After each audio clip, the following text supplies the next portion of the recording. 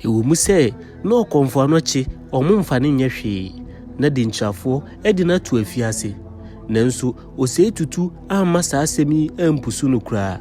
Otie nkɔmhyɛ a Okomfo Anokye edi hyɛ no no. Saa nkɔmhyɛ yi ema Osei Tutu ehu dwiri ne yie.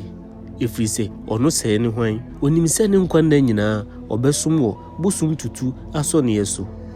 Na emom onim ne ho sɛ ɔyɛ de hye de. Na Osei Tutu ensu bua se Okomfo Anokye sɛ meda wase na fanananom empaebɔ eta amachi na asɛm we a waka kyerɛ mi sɛ bamu na mitimi kɔ ekokodi ahene yi a me nso mɛkae wo mɛba abeyi wafiri afiase hanom a wodai. Onua dɔfo memu wakɔ abawo we yɛ Asante abakɔsɛm a yesua no ɔfa a ɛtɔso num. Menim sɛ ɔba ade adaroma mo ho yɛ. Mesrew sɛ nani ɛde edi kan a wobɛhunu saa mfonyini a mesrew ala ɛyɛ ano akyekye ɛde ama afoforo sɛde ɛbɛyɛ a ɔmo bɛba ahanom ama yɛ nyinaa yɛsua ade abom. Medam ase momiɛnto aso ɔdɔfo afi andi kyere bia o ana enkra efiri Asanteman mu baa yɛ sɛ akonwa no atɔ ne yɛhwehwɛ de hye ama na di akonwa yi we na ɔmo de ɔmo ani kan mu no ɛba bɛsi Osei Tutu ɛso. Na onim sɛ obi kwa akodi akonwa enka ne tetebre mu na ɛyɛ den a yɛbɔ nasu yɛfrɛ no atenaseɛ. Saa atenaseɛ we ne edi mogya na saa mogya no nso ɛnyɛ aboa mogya o ɛyɛ nipa mogya. Na emre ne so yɛ sɛ Osei Tutu ebefiri de nkyiraman mu no na ɛwɔ sɛ de nkyirahene egya no kwan. Na de nkyirahene ebisa ne sɛ ɛdan na ɔmfa ngya no kwan.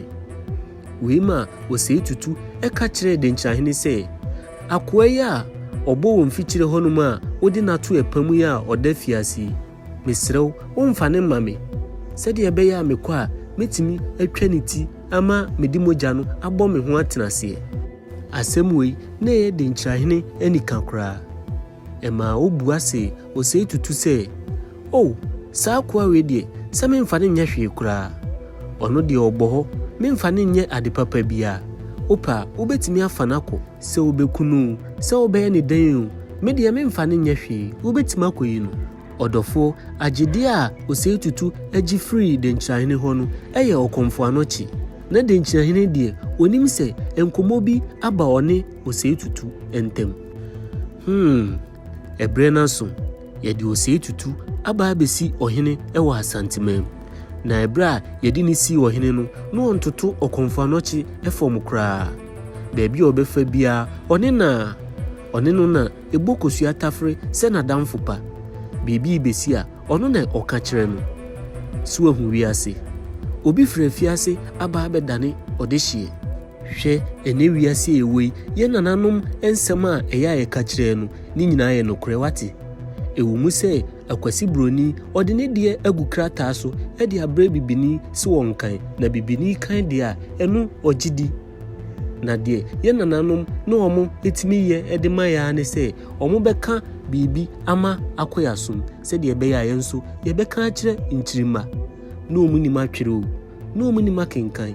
Ɛna mene wo kasɛi sɛ ebi a wobɔ akɔkora anaasɛ abrewa na woka nsɛm bi ɛkyerɛ wo nananom a ebi a ɔmo mfa na sopam nanso ebi a asɛm trodo wodi wani krotwa wisi ɛna hu asɛm kro no.